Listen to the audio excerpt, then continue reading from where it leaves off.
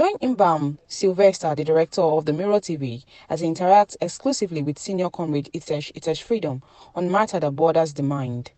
2024 End Bad Government proposed youth protest, 1st to 10th August 2024.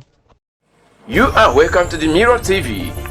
Comrade Iteshi, what is your take at this topic of protest of 2024 and bad government in Nigeria, youth organized protest? As a comrade, someone who have engaged in several struggles to bring in government to attention towards various things, especially in the student area, I want to say that protest is a tool to achieving collective agenda, especially with regards to bringing government attention towards an area. So it is right, and it is the right of every Nigerian youth to agitate for better life. So it's right for people to agitate, and I will not talk down on the group moving for the national protest. Secondly, I want to say that what draws me to an agenda is the aim, the end point of the protest. So what are the ending bad governance? Is a whole lot of in fact, is a compound statement when you say you want to end bad governance. With this protest, we are seeing the mobilization on the social media and the rest of other mediums. What should be the end, the accomplished results? That is what we should be looking at. Now, when you talk about ending bad governance, are you talking about asking the government to resign? Are you talking about asking government to come to the table to negotiate with you? Are you talking about what are the policies you are totally against? So this is what up till now, and it's almost 1st August, and as a person, as a youth, I'm yet to understand the agenda of this protest. Is it a total, just like Kenya? The youth moved totally against the government in power, and trying to remove the government in power. It was now at the tail end that the government in power saw their seriousness and decided to negotiate, and they began to talk about various policies that are not fair. So what I am yet to understand in this particular case is the head point of the forthcoming protest. What is the agenda? What are the youth actually agitate? Is it in total removing of the government in Abuja, or is it to bring government to talk to them or to act on various policies? This is what I am yet to understand until now. And the groups that are planning are not holistic. They are not holistic in their approach. How do I mean? Before now, when you look at the NSAS protest, who has been the most successful protest in Nigeria, the organization, the mobilization was uniform. At this point, you see a lot of groups, minor groups, agitating and having their own umbrellas and targets that are not at the national level. So what I'm saying is, while it is nice and rightful for Nigerian youth to always bring government attention to the national issues, I want to say that I am yet to understand the agenda of this particular protest. And until this thing is communicated, government can actually look at the loopholes and try to disrupt it. Now, looking at the government's efforts to make sure that they stop the protest or suppress the protesters, in which the IG of police, Abakaliki, yesterday went into a meeting with all the state commandants to mobilize their men across the state to make sure that, according to him, in his statement, he said, they will follow the protesters and protest if it is peaceful. But if it's not, they are going to make sure that the government property and life are well placed. What is their take in this government action? Remembering that national anthem, the old national anthem, the old national, new national anthem will not even take up to 3 weeks as it is passing through. But Nigeria has been this wide, crying, hardship, removal of fuel subsidy, economic skyrocketing, naira to dollar, and food stuff increased price in daily basis. What do you think government really has in mind? And equally the presidential law, the presidential jet, the vice president's house, and the SUV demand from the Senate and House of President.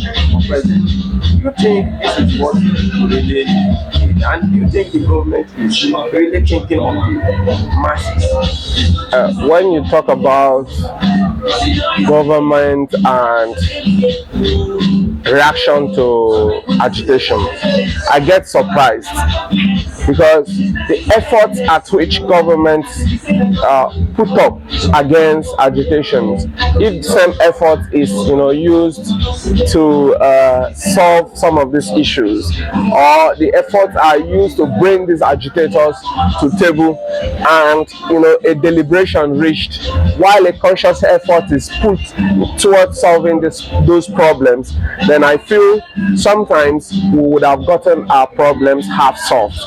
Because Nigeria has been based on, we have had a lot of agitators, but up till now, some of those problems, are you talking about the agitations in Niger Delta, is as old as Nigeria, as old as oil exploration in Nigeria. Are you talking about ASU problem? It's as old as universities in Nigeria. Are you talking about the monetary policy in this country? It's as the agitations, the economic agitators has been agitating since Naira was formulated. This is because there is no intentional plan of governance to say that this is the amount of time we are giving ourselves to get some of these problems solved. As we talk, governance, when you talk about removal of subsidy, this is cutting off costs. There's no intentionality. There's no intentionality of governance to cut costs in governance. Up till now, there is no, when you talk about this government, there is no actual intentionality in their policy. You can't say this is where the policy is driving to.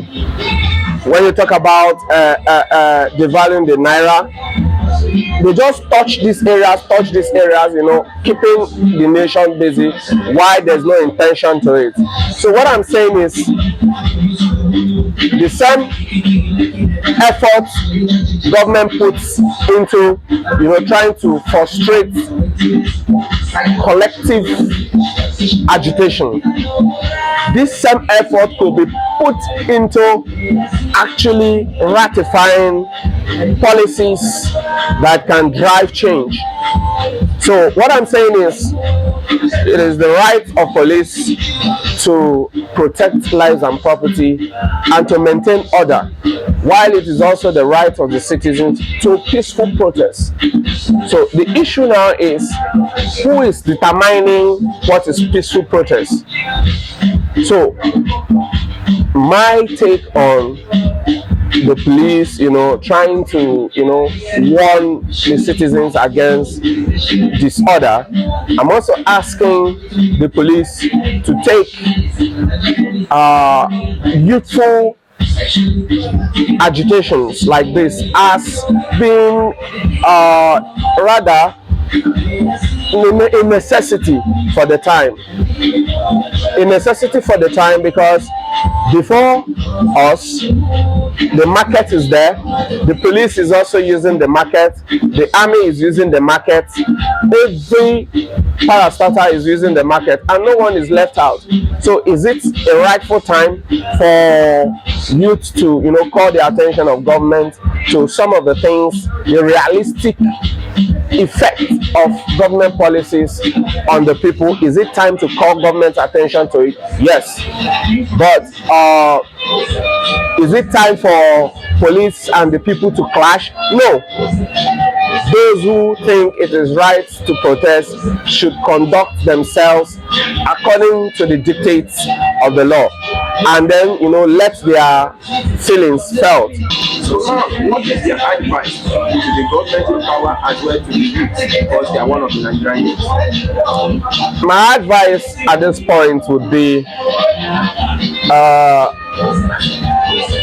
government to not see the agitations of the youth as a total hatred to their performance, but rather as the youth's agitation is a mirror of what every Nigerian feels. The old, the young, the military, the police, everybody. This agitation is actually a mirror of what every average Nigerian thinks about the government. So it should rather be a time of reflection, a time of dialogue, a time to sit down and, you know, replan. That is, if the government did not come in with any plans, because it's going to 2 years and no solid policy has been made to, you know, effect any form of change.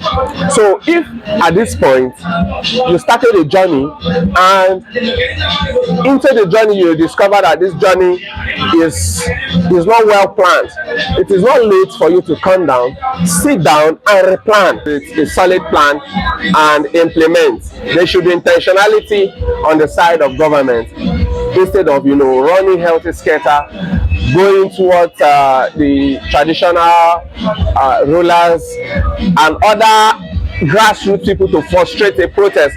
Why not use the same process, you know, to solve some of these problems that have been highlighted? So this is my advice for government, to rather calm down, liaise with the people, and come up with the felt needs, the actual felt problems that are, you know, coming from the people, the actual felt problems, and try to solve them, and then you see the agitations die off.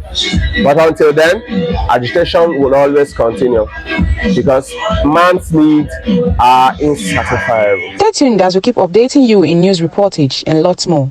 Please don't forget to subscribe now and drop your comments below. Benita Olise, The Mirror TV. You can call us on 08165191946. I take that again. Call us now on 08165191946 for your products or business adverts, live documentary, project works, or social cultural events. The Mirror TV, we stand to give you the best.